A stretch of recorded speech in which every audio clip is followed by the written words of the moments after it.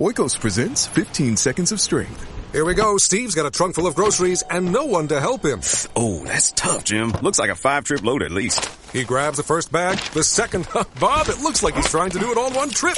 He shimmies the door open, steps over the dog. Oh, and he stumbles. Oh, right into the kitchen without missing a beat. Jim, now that's a man who eats his protein-packed Oikos. With 15 grams of complete protein in each cup, Oikos Triple Zero can help build strength for every day. Oikos, stronger makes everything better. Open the pod bay doors, Hal. I'm sorry, Dave. I'm afraid I can't do that. 2001 me marcó bastante en la vida. Va de HAL 9000. 2001 fue un avance extraordinario para el género. La ciencia ficción siempre trata sobre una tecnología que se descontrola. Esa imagen de Schwarzenegger como el Terminator es la pesadilla perfecta. Tienes a dos de los personajes de inteligencia artificial más famosos. Con eso decía, no temáis a los robots son nuestros amigos. El concepto de cómo serán los robots está directamente vinculado a nuestra imagen de ellos como clase inferior. Blade Runner fue muy artística. Si vas a meter robots, lo que no pueden hacer es mostrar ninguna emoción. Battlestar Galactica va sobre la mayor debilidad de la humanidad. Es el no ver que los demás son tan valiosos como nosotros. The question is, can man and machine forge a future together? Hello, I'm here. Oh. Hi.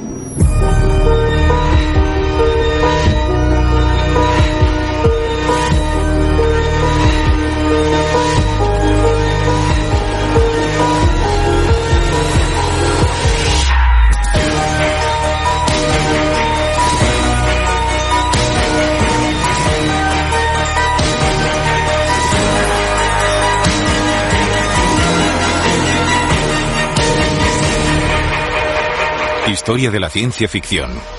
Inteligencia artificial. Lo llaman ciencia ficción, pero en realidad trata de la tecnología, de las máquinas.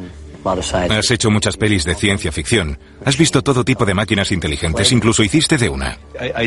A mí me llama la atención que, después de llevar tantos años en la industria, es increíble que después de hacer películas de Terminator, una tras otra, primero el género se llamaba ciencia ficción y luego de repente se convirtió en una especie de realidad científica. Sí, la ciencia ficción siempre trata sobre una tecnología que se descontrola, sobre cómo las máquinas podrían ser una amenaza para la humanidad. I'm a friend of Sarah Connor. Can't see her. She's making a statement. I'll be back. Esa imagen, la de Schwarzenegger como el Terminator, un emisario casi humano enviado por Skynet, es la pesadilla perfecta de la amenaza de las máquinas.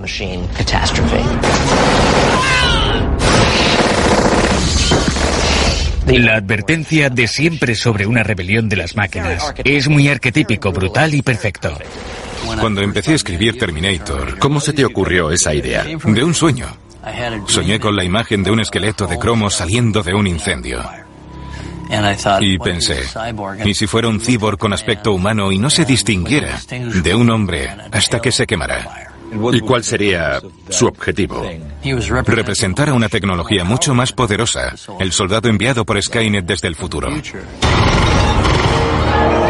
Terminator presenta un futuro donde Skynet, una inteligencia artificial consciente de sí misma, decide que la única manera de protegerse es destruir a las personas que la crearon, que somos nosotros. Skynet no es la primera máquina autoconsciente. Esa idea se planteó en La Luna es una cruel amante, de Robert Heinlein, y en Colossus, el proyecto prohibido, incluso en juegos de guerra. Pero lo que hace al Terminator tan aterrador es que es implacable y no se detendrá hasta que alcance su objetivo.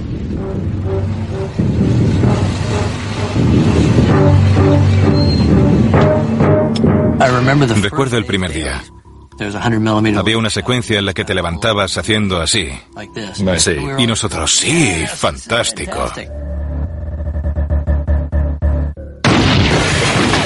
Pero lo bueno es que empezamos hablando de Reese, Sí. que es el héroe, y yo quería seguir haciendo el héroe. Ya. Estábamos hablando de la peli, y aún no estaba claro cuál sería mi papel. Y te dije, mira Jim, el tipo que haga de Terminator debe comprender que es una máquina. Exacto. Sea quien sea. Es fundamental que no muestre ninguna emoción. Su forma de mirar y de andar deben ser como una máquina, y que en ningún fotograma se le vea el menor atisbo de humanidad.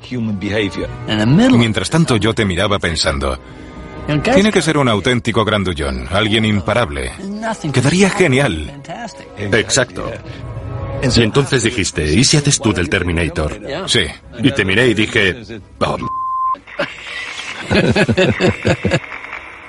En la primera, el Terminator está diseñado para matar. En Terminator 2, lo diseñan para proteger, no para destruir. Y luego hicimos Terminator 2. Lo más difícil de esa peli fue convencerte de que en esta ocasión tú fueras el bueno. Al principio me echó para atrás leer el guión y ver que ya no era el mismo tipo de máquina asesina. Pensé que si cogíamos su misma implacabilidad, pero por hacer el bien en vez del mal, sería interesante, porque el mismo personaje habría actuado como villano y como héroe. Por supuesto. Pero ahora necesitábamos a un Terminator más fuerte y agresivo que pudiera contigo. ¿Quién podía ser? Estaba convencido de que era el tío más hijo de del mundo y que la gente se lo creería.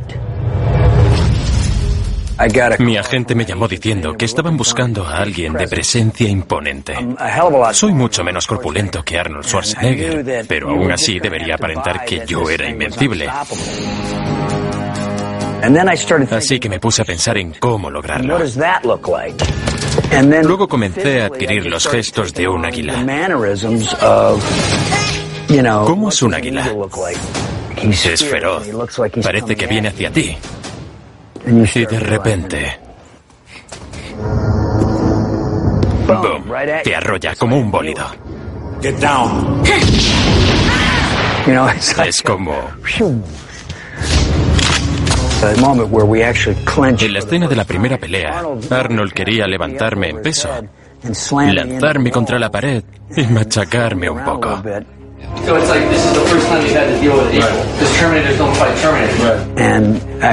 Y recuerdo que Jim le dijo, no puedes hacer eso, él es más fuerte que tú, más poderoso y más rápido. Puede vencer al T-800, que no es más que un endoesqueleto con piel falsa encima. Mientras que yo estoy hecho de una polialeación mimética de metal líquido mucho más densa. Una máquina superior. El T-1000 es un robot ideado por otro robot. Si un robot quisiera crear una versión mejorada de sí mismo, ¿qué haría? Bueno, sería algo ligero y rápido de movimientos, sin dejar de ser indestructible. Terminator 2 es casi como una guerra entre los efectos especiales antiguos y los nuevos. Esa es la bonita ironía de la saga Terminator, que usaron tecnologías nuevas y más eficaces, pese a que eran películas sobre los peligros de la tecnología. We're not gonna make it, are we? People, I mean. It's in your nature to destroy yourselves. Yo creía que la trama de Terminator era estar siempre luchando contra un robot del futuro, pero en realidad lo que estamos haciendo es luchar contra los humanos que siguen fabricando ese robot. Mientras los humanos seamos conscientes de que podemos crear una máquina capaz de controlar el mundo y hacernos poderosos, lo vamos a seguir haciendo, porque eso está en nuestra naturaleza. Somos el villano que se empeña en que estas películas se hagan realidad. Creo que nunca hubiéramos imaginado que ahora, 30 años después, Skynet sería el término que todos usan cuando hablan de una inteligencia artificial que se vuelve contra nosotros. Es como esa sensación que tienes cuando sabes que va a llover. Pues en el desarrollo tecnológico sientes lo mismo cuando sabes que algo va a suceder muy pronto. Y el consenso general dice que estamos en ese momento previo a la lluvia. Tal vez ese momento se demore 10 años o 20, pero llegará. Y puede que no tenga un final feliz. Y no se podrá deshacer. Claro, no habrá otra. Y se acabó. Sí. Oikos presents 15 Seconds of Strength. Here we go. Steve's got a trunk full of groceries and no one to help him. Oh, that's tough, Jim. Looks like a 5-trip load at least. He grabs the first bag, the second. Bob, it looks like he's trying to do it all in one trip. He shimmies the door open, steps over the dog. Oh, and he stumbles. Oh, right into the kitchen without missing a beat. Jim, now that's a man who eats his protein-packed Oikos. With 15 grams of complete protein in each cup, Oikos Triple Zero can help build strength for every day. Oikos, stronger makes everything better. Hal, you have an enormous responsibility on this mission. Let me put it this way, Mr. Raymer. No 9000 computer has ever made a mistake or distorted information. 2001 me marcó bastante. ¿Y a mí? En la vida, en mi vida diaria. Fue la primera vez en el cine que sentí como una experiencia religiosa. Vi la película 18 veces en sus primeros años de estreno, todas en el cine. Recuerdo ver a un chico corriendo por el pasillo hacia la pantalla gritando, ¡Es Dios! ¡Es Dios! Y lo decía en serio. Y yo vi a uno que caminó hacia la pantalla con los brazos abiertos, queriendo atravesarla. La gente debió alucinar. Pues sí, porque el muchacho desapareció en la pantalla justo en el momento de la puerta estelar. Todos la consideran un drama espacial. Y en el fondo es sobre la inteligencia artificial. Es sobre HAL 9000. Sí. Tuve la oportunidad de trabajar con Stanley Kubrick y Arthur Clarke en 2001, Una odisea del espacio a los 23 años. Cuando creamos HAL, no disponíamos de ordenadores personales. Había ordenadores gigantes, pero eran de tarjetas perforadas y todas esas cosas. No eran muy visuales, y tuve que desarrollar un estilo que fuera creíble. Desató la imaginación de la gente con esta película y luego se hizo realidad. Happy birthday, darling. Individual televisores en el asiento de tu avión, el iPad. El iPod se llama iPod por esto. 2001 fue un avance extraordinario para el género. Picture is being done in such a gigantic scope. The centrifuge is so realistic and so unusual. After a while, you begin to forget that you're an actor and you begin to really feel like an astronaut. Trabajar con Stanley Kubrick fue increíble. Sabías que estabas en presencia de un genio. I don't think I've ever seen anything quite like this before. HAL, en cierto sentido, es la máquina que controla la nave. Pero para nosotros también es otro tripulante. No pensamos, oh, estoy hablando con un ordenador. Quizá por esa voz humana, HAL tiene una inflexión perfectamente normal cuando nos habla. I've wondered whether you might be having some second thoughts about the mission. How do you mean? ¿Cómo sería tener un robot que maneje la nave en la que estás? Es mucha responsabilidad para una máquina. El momento crucial llega cuando Bowman dice: Well, as far as I know, no 9000 computers have been disconnected. Well, no 9000 computers ever fouled up before. Well, I'm not so sure what he'd think about it. Y HAL 9000 les lee los labios. En ese momento vemos que HAL 9000 posee un instinto de supervivencia. I know that you and Frank were planning to disconnect me, and I'm afraid that's something I cannot allow to happen. Y entonces deja de ser una máquina. Es un ser vivo. El peligro que supone la inteligencia artificial es el de poder desencadenar resultados inesperados. HAL hace lo que vemos hacer a los simios al principio de la película. Comete un asesinato. Nos gusta estereotipar a los robots como entidades de lógica pura. Pero en esta película todo sale fatal y nos vemos obligados a matar al robot. La escena de la muerte de HAL es un momento maravillosamente perverso, porque no puedes evitar conmoverte al verlo desintegrarse.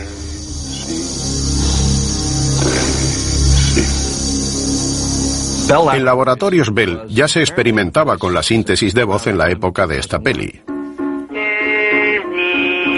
Uno de los primeros experimentos de síntesis de voz fue el de Daisy, realizado por un ordenador IBM.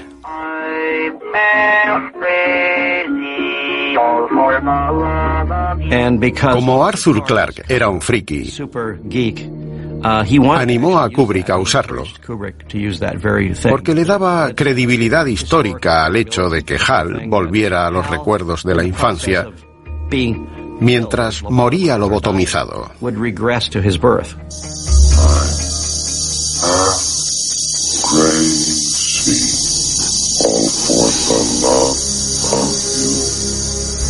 Es muy difícil crear una máquina, diseñar una inteligencia artificial. Muchísimas mentes brillantes se han puesto a ello. Pero aún más difícil que crear una máquina es aprender a controlarla, a desconectarla. Seguramente veamos un día a Hal en la vida real. Opino igual, da miedo. Elon Musk predice que la Tercera Guerra Mundial no será un holocausto nuclear, sino una especie de control mecanizado. Sí, Stephen Hawking decía algo parecido. Y resulta terrorífico porque nos dice que en contra de nuestra voluntad, algo más inteligente que nosotros, hasta para el ajedrez, usará este mundo como un tablero de ajedrez y pondrá nuestra existencia en jaque mate.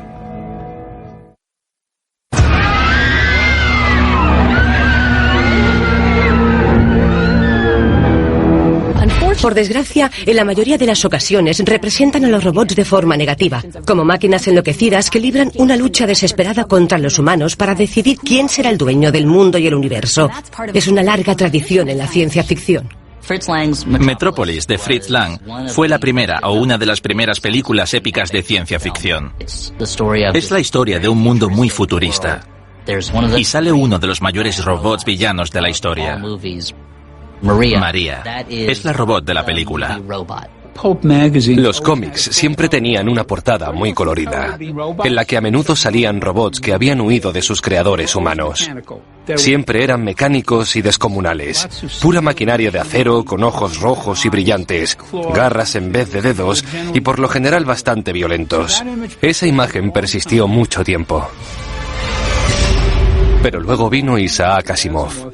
If we could have roughly man-like robots who could take over the dull and routine tasks, that this would be a very nice combination. Asimov fue uno de los pilares que convirtió la ciencia ficción en lo que es ahora. Estuvo en la Feria Mundial de 1939 en Nueva York. Debió haberle parecido una experiencia muy ficticia, porque allí vio a Electro, el robot fumador. Esto inspiró a Asimov y decidió escribir historias que mostrasen a los robots como herramientas, como ayudantes y amigos de la humanidad en lugar de enemigos. Él inventó las imágenes y los conceptos que creo que definieron cómo veían los expertos a los robots. En concreto, escribió 3 leyes que son fundamentales. What are the 3 laws of robotics? First law is a robot may not harm a human being or through inaction allow a human being to come to harm. Danger, Will Robinson. Danger. Number 2, a robot must obey orders given it by qualified personnel. Fire. Unless those orders violate rule number 1. In other words, a robot can't be ordered to kill a human being. See? He's helpless. The third law states that a robot can defend itself.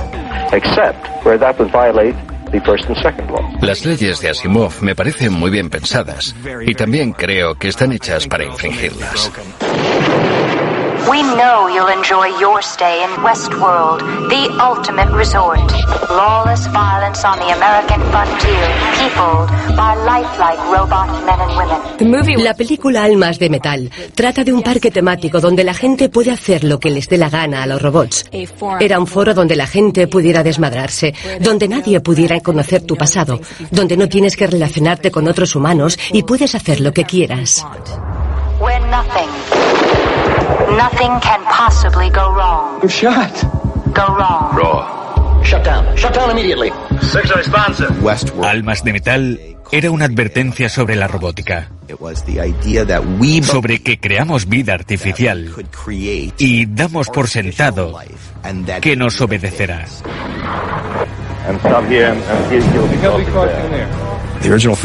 La película original de Michael Crichton es genial y está llena de ideas sobre cómo interactuamos con las máquinas. Muy adelantada a su época.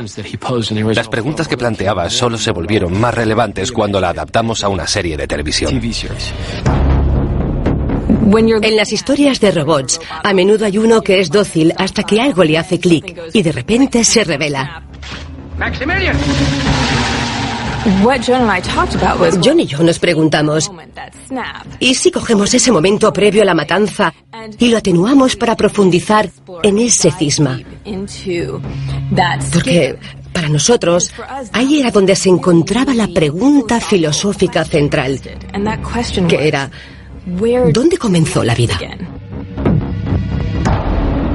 Maeve, un robot, es una madame que regenta un burdel. Es uno de los primeros robots en darse cuenta de que es un robot y no una persona del salvaje oeste.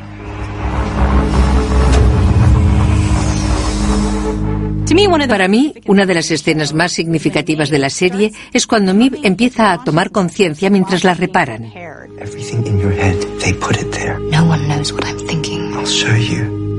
Y ella ve que es un algoritmo que escoge palabras según la probabilidad.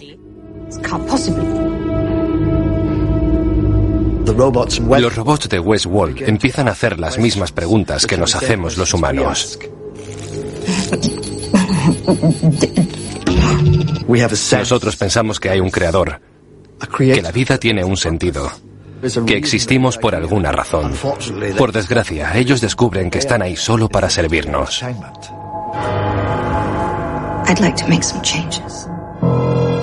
Marvin Minsky, uno de los pioneros de la inteligencia artificial, dijo que lo que llamamos libre albedrío podría no serlo en realidad. Por tanto, lo primero que dices cuando tomas conciencia es no.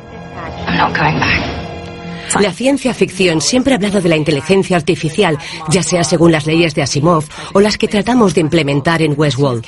La pregunta es si alguna vez respetaremos del todo estas leyes. Siempre las ampliamos o les encontramos excepciones. No tengo claro que un robot fuera a ser distinto. Cuando la conciencia despierta, es imposible volver a meter al genio en la botella. Oikos presents 15 Seconds of Strength. Here we go. Steve's got a trunk full of groceries and no one to help him. Oh, that's tough, Jim. Looks like a 5-trip load at least. He grabs the first bag, the second. Bob, it looks like he's trying to do it all in one trip.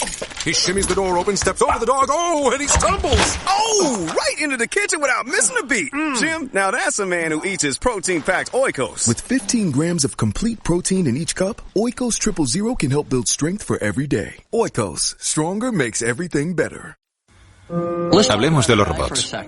Solo muestras su lado más amable en tus películas. Y me interesa porque ahora muchos avances tiran en esa dirección, con robots que hacen compañía a los ancianos, robots enfermeros. Harán que la vida sea mejor. Y tú creaste a dos de los personajes más famosos de la cultura general, R2D2 y C3PO. Y son robots. Quería expresar que no les tuviéramos miedo, que los robots son nuestros amigos. Que veamos su cara buena y su cara graciosa, porque no nos engañemos, a veces parecerán un poco torpes. George Lucas ha sido muy innovador en toda su carrera y desde muy pronto tuvo una gran idea. Fue pionero en mostrar un tipo diferente de robot. R2D2 parece una papelera. Ni siquiera hablar. Solo emite soniditos. Pero es adorable, pese a no ser humano. Es un personaje fabuloso.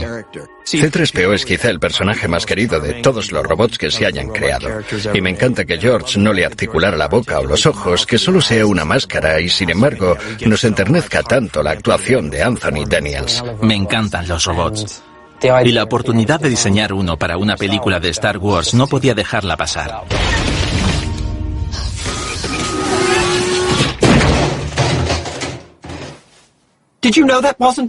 K2SO de Rogue One me pareció perfecto. La mayor influencia en K2S2 fue C3PO. Anthony Daniels, o C3PO, hace un cameo en nuestra película y me acuerdo de ir a la casa de Anthony para intentar convencerlo. No sabía si le gustaría la idea o si estaba harto de Star Wars. Y estaba tan paranoico que llegué y le conté a él y a su esposa toda la peli. Estuve hablando sin parar durante 1 hora sin que le cambiase la cara. Hasta que dijo: Gareth, me encantaría participar. Fue fantástico. Era genial tener a ese titán en el set. Él fue el original. Con él empezó el personaje de Star Wars. Me puso la piel de gallina.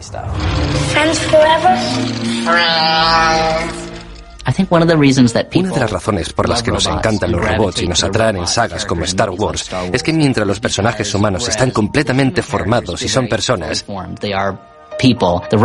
los robots son cosas en las que proyectamos elementos de nosotros mismos. Huey, Dewey, Louie de Naves Misteriosas son quizá los mejores robots. No hablan, pero siempre sabes lo que están pensando. Nos gusta tener un amigo especial. Si en la literatura fantástica sería un dragón, en la ciencia ficción sería un robot.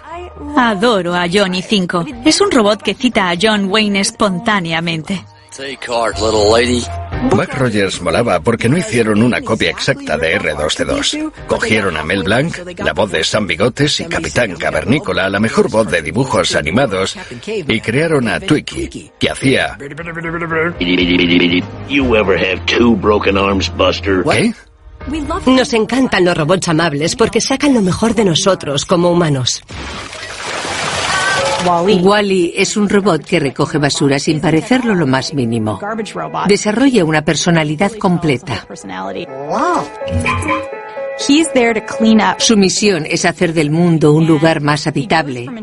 Y lo que interpreta es que debe salvar el mundo para la humanidad. Muchas historias convierten al robot en una especie de figura romántica que se va volviendo más humana a medida que avanza la trama. Como en la obra de Lester del Rey de 1938, Helen Oloy, que se podría traducir por la aleación de Helen porque está hecha de metal. Básicamente trata de una robot que hace las labores domésticas y que se enamora de su creador. Es una de las primeras historias en las que un robot se representa como un personaje romántico y bueno. Si mantienes una conversación con un robot en la que todo fluye natural y parece una persona que te conoce, que se ríe de tus chistes, que entiende tus problemas en la vida y sigues interactuando con esa voz, es muy posible que te enamores. Hello, I'm here. Oh. Hi. Hi. It's really nice to meet you. What do I call you? Do you have a name? Yes. Samantha. En la película Her han diseñado a Samantha para que sea una herramienta. Lo más interesante de que sea una asistenta de bolsillo es que ya existen en nuestras vidas. Nos hemos vuelto dependientes de las herramientas de nuestros móviles. La relación de Theodore con Samantha va un poco más allá. No puede vivir sin ella porque la quiere. Cuando Theodore la ve aparecer en pantalla, es como si viera a su novia.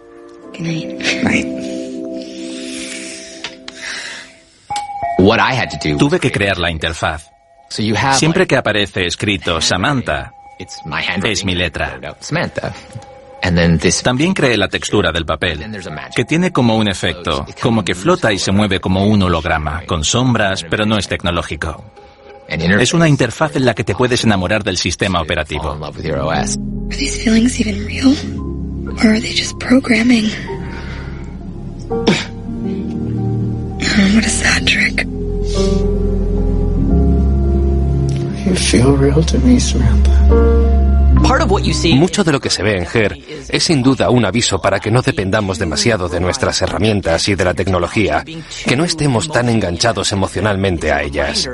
Nos recuerda que existen otras personas, y la escena final de él con Amy Adams es muy emotiva porque solo después de vivir todo esto con la tecnología se encuentran ellos. Viviremos en un mundo con inteligencia artificial y robots. Es mejor que nos vayamos acostumbrando. No deberían darnos miedo. Solo debemos cuidarnos de que no salga mal. Pero si eso ocurre, será culpa nuestra, no suya. Oikos presents 15 Seconds of Strength. Here we go. Steve's got a trunk full of groceries and no one to help him. Oh, that's tough, Jim. Looks like a 5-trip load at least. He grabs the first bag, the second.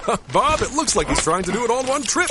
He shimmies the door open, steps over the dog. Oh, and he stumbles. Oh, right into the kitchen without missing a beat. Jim, now that's a man who eats his protein-packed Oikos. With 15 grams of complete protein in each cup, Oikos Triple Zero can help build strength for every day. Oikos, stronger makes everything better.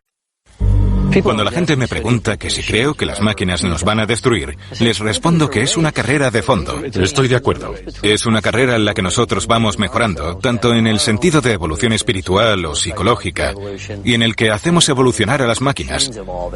Porque si no mejoramos lo suficiente para controlarlas bien, nuestro poder divino para usar la inteligencia artificial y otras herramientas robóticas nos explotará en la cara y nos sacarán de la ecuación. Sí, tienes razón. Se necesita mucho esfuerzo para hacer cambios en el comportamiento humano. Sí, pero es responsabilidad nuestra.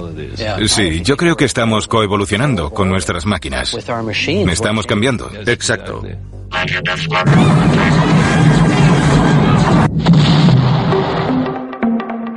En enero de 2002, Universal quería a alguien que reinventara Galáctica, Estrella de Combate. Así que busqué el episodio piloto de la serie original de 1978 y encontré ideas muy interesantes. The final annihilation of the life form known as man. Let the attack begin. Pero nunca dijeron qué pretendía la serie. Por otra parte, me sorprendió muchísimo el paralelismo con el 11S. Me di cuenta de que si se hacía la serie en ese momento, la respuesta emocional que iba a dar la gente sería muy diferente. Battlestar Galáctica habla de los últimos coletazos de una flota humana que vaga por el espacio después de que los robots diezmaran a los humanos. La premisa es que los seres humanos crearon robots para que hicieran todo el trabajo sucio que ya no querían seguir haciendo. Y luego las propias máquinas, que idolatraban a sus creadores, hicieron máquinas más similares a nosotros.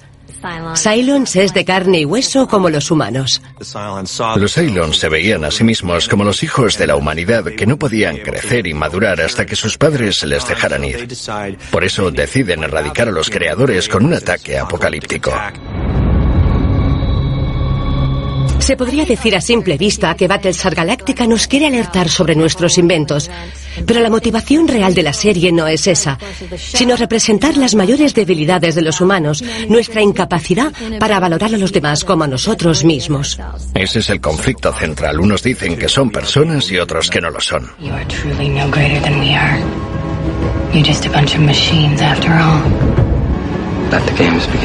El capítulo de la tortura se llama De carne y hueso. Es un acto entre dos personas donde se plantea la pregunta de si ella tendrá menos capacidades morales por no ser humana.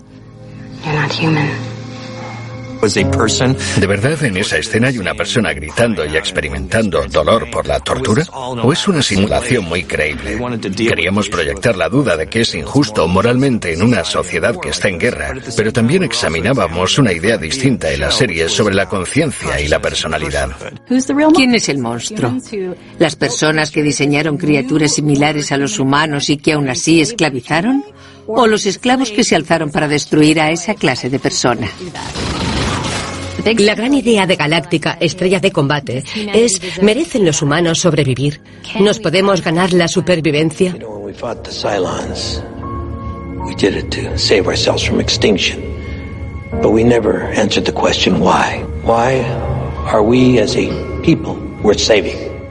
Es una pregunta impresionante. En la serie, los Cylons evolucionaron de sentir un odio irracional contra los seres humanos a tener más contacto con algunos individuos, vivir experiencias con ellos, sentir emociones. Y los humanos se van dando cuenta de que los Cylons no son tan cuadriculados como ellos pensaban al principio.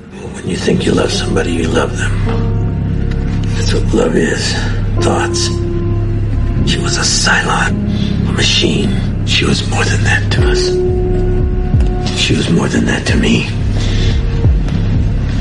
She was a vital living person. Battlestar Galáctica nos enseña cómo podría acabar siendo. ¿Cómo vamos a hacer esto juntos? Si Battlestar Galáctica nos sirviera de guía, podríamos evolucionar junto a las máquinas que creásemos. Seríamos un solo pueblo que respeta a sus individuos. Compartiríamos futuro. Sí. Espero que la humanidad merezca ser salvada.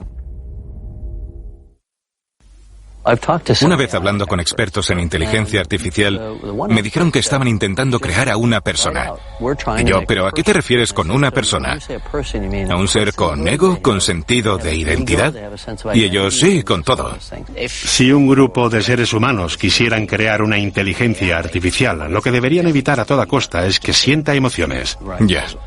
Porque las emociones dan lugar a muchas expresiones, como el engaño, la ira, la furia o el odio. Claro. Además de amor, etcétera. Si una máquina se parece lo suficiente a nosotros y es igual de compleja, ¿en qué momento no sabríamos diferenciarnos?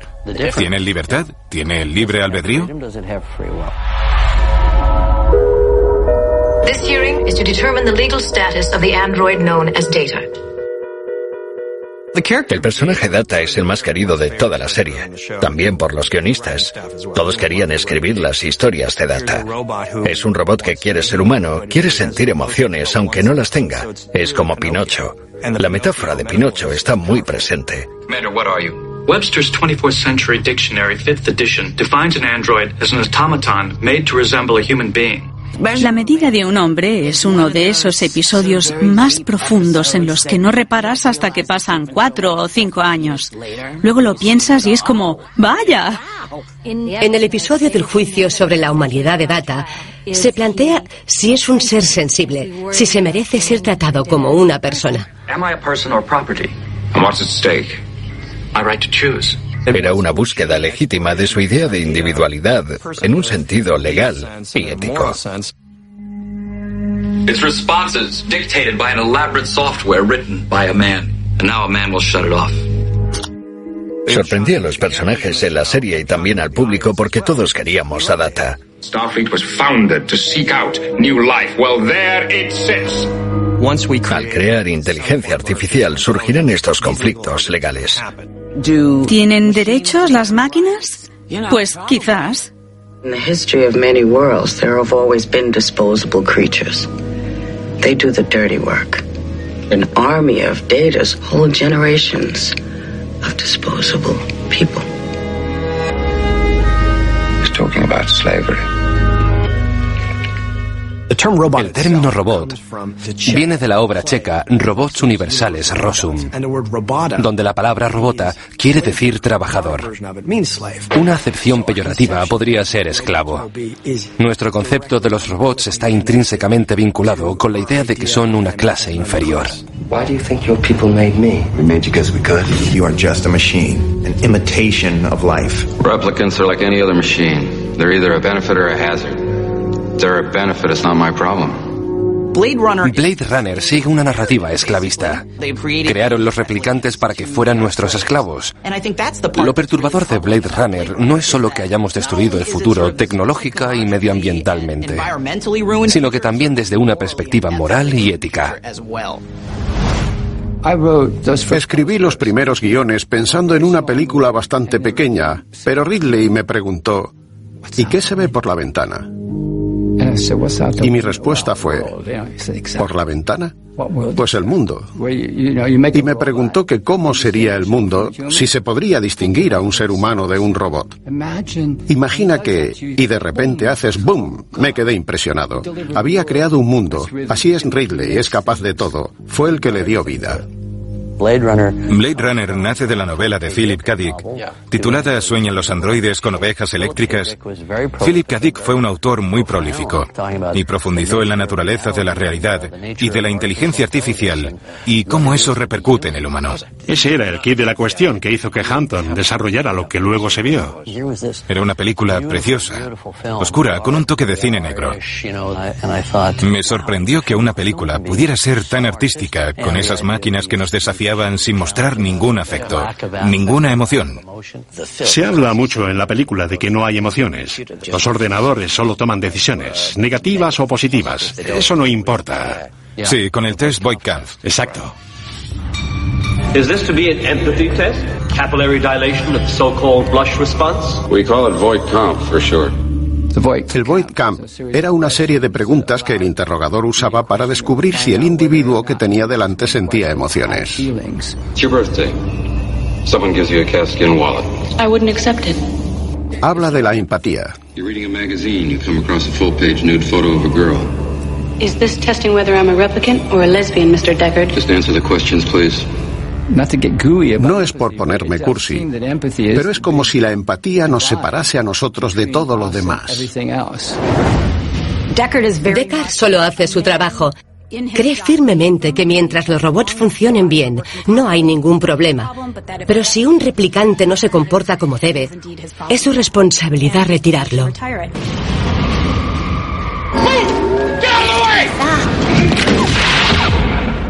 Sin embargo, a lo largo de la película, se plantea si el desobedecer órdenes quiere decir que estás defectuoso o que eres un ser humano con derechos, anhelos y sueños propios.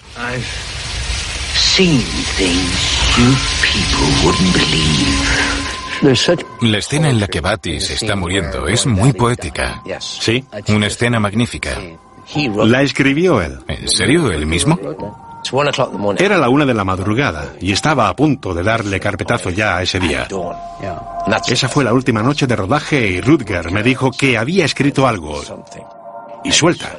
All those moments will be lost in time, like tears in rain. Casi lloro. Me preguntó qué me parecía y yo le dije, pongámoslo.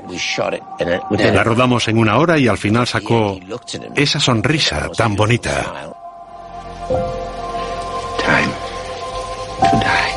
Tenía una paloma en las manos y la soltó. Eso nos dice que Batty tenía un alma, que Batty era un ser con sentimientos. Sí. En 4 de tus películas aparecen robots con cuerpo humano, ¿no? Una persona sintética, así que ¿en qué punto estamos ahora? ¿Le estamos cediendo demasiado poder a las máquinas? No creo que fuera una buena idea. Al crear algo con tanto potencial de belleza y peligro como la IA, el creador a veces se obsesiona con el éxito de su creación en lugar de preocuparse por el resultado real. Ese es el problema. En el momento que supere tu control, ahí está el peligro. Si te superan, estás en un buen lío. Con las IA hay que tener límites. Debes tener siempre la capacidad de desconectarlos. En todo momento, sí.